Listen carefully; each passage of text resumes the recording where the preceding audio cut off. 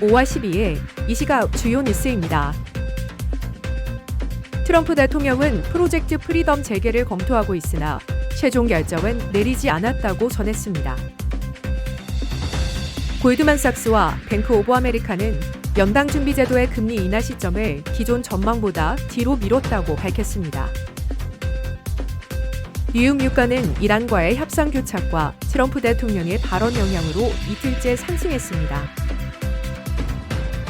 제너럴 모터스는 정보기술부문 정규직 약 600명을 감원했습니다.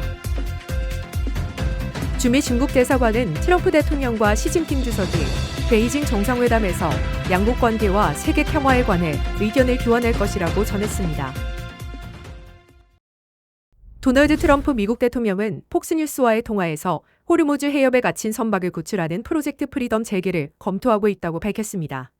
트럼프 대통령은 미 해군이 선박을 안내하는 것은 해당 계획의 일부에 불과하며 작전 범위를 구출 이상으로 확대할 수 있음을 시사했습니다. 다만 프로젝트 프리덤 재개 여부에 대한 최종 결정은 아직 내리지 않았다고 전했습니다. 같은 통화에서 트럼프 대통령은 이란의 강경파 지도부에 대해 그들이 결국 굴복할 것이라고 주장했으며 베네수엘라를 미국의 신안번제주로 만드는 방안도 검토하고 있다고 전했습니다. 골드만삭스와 뱅크 오브 아메리카가 연방준비제도의 금리 인하 예상 시점을 뒤로 미룬 것으로 전해졌습니다. 지난 8일 발표된 4월 기농업 고용 보고서와 근원 인플레이션 흐름을 근거로 골드만삭스는 연준의 다음 금리 인하 시점을 올해 12월로 늦췄고 뱅크 오브 아메리카는 금리 인하의 정당성이 현재 데이터에서 확보되지 않는다고 분석했습니다. 뱅크 오브 아메리카는 연준이 2027년 7월 전까지 금리를 인하하지 않을 것으로 전망을 바꿨으며 단기물 중심의 국제전략 조정과 2년물 매도 권고를 제시했습니다. 이번 전망 변경은 고용과 물가 흐름이 연준의 완화 시점을 지연시키는 요인으로 작용하고 있음을 보여줍니다. 뉴욕 유가는 미국과 이란의 종전 협상이 진척을 보이지 않는 가운데 이틀 연속 상승했습니다.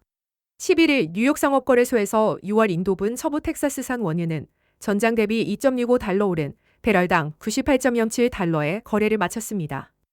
도널드 트럼프 미국 대통령은 휴전 상태가 믿을 수 없게 약하다며 간신히 유지되고 있다는 취지의 발언을 했고 일부에서는 그가 프로젝트 프리덤 재개를 검토했다는 언급이 유가 급등에 영향을 미친 것으로 분석했습니다. 다만 오는 14에서 15일 예정된 중국 시진핑 주석과의 정상회담을 앞두고 긴장을 고조시키는 결정은 하지 않을 것이라는 기대도 일부 작용한 것으로 전해졌습니다.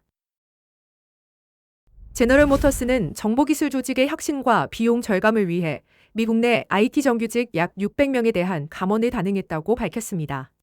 지난 월요일부터 텍사스주 오스틴과 워런 지역을 중심으로 감축이 시작됐으며 회사는 일부 직무를 전 세계적으로 없애는 어려운 결정을 내렸다고 설명했습니다. 앞서 지난해 10월에도 CAD 분야 엔지니어 200명 이상을 해고한 바 있어 이번 조치는 조직 효율화의 연장선으로 해석됐습니다. 다만 인공지능과 모터스포츠 및 자율주행 분야에서는 채용이 진행되고 있다고 전했습니다. 도널드 트럼프 미국 대통령과 시진핑 중국 국가주석이 이번 주 베이징에서 정상회담을 개최할 예정입니다. 주미 중국 대사관은 양국이 양국 관계와 세계 평화 및 발전에 관한 주요 안건을 교환할 것이라고 밝혔습니다. 중국 외교부는 트럼프 대통령이 오는 13에서 15일 중국을 방문한다고 전하면서 정상회담에서 중미 관계와 세계 평화 관련 사안에 대해 깊이 있는 의견 교환이 있을 것이라고 설명했습니다. 궈잡큰 중국 외교부 대변인은 이란 정체와 관련해 중국의 입장이 일관되며 중국은 휴전과 전쟁 중단, 화해와 대화를 권고하는 역할을 계속할 것이라고 말했습니다.